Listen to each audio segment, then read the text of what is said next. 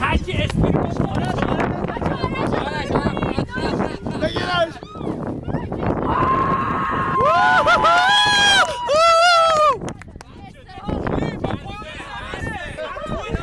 باش این بره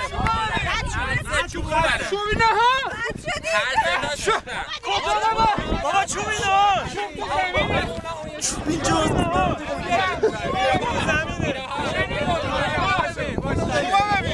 تو حیوان با تو رو میزنی اون بر خانم آقایون برای من چوب چوب نکنین ها. خب بعدی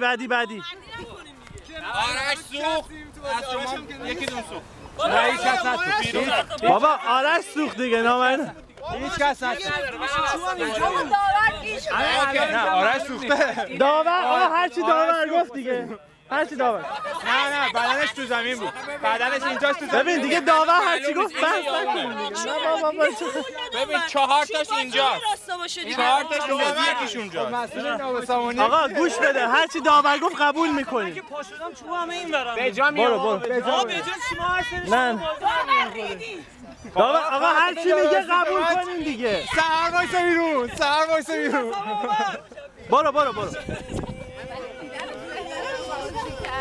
آی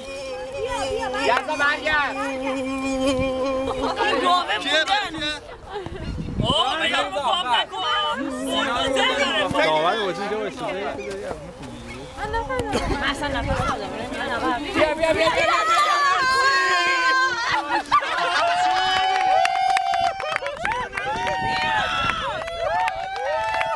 تکنیکش خدا بود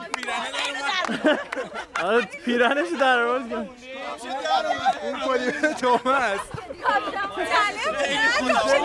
شما رو گرفتیم حساب نمی‌کنه بیا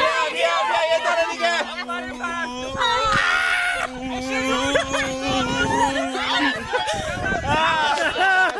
آقا یه چیزی یزدان دوتا پاشم اومده بود تو ببین همه رو از کن آقا هر کی بیرون داور هرچی گفت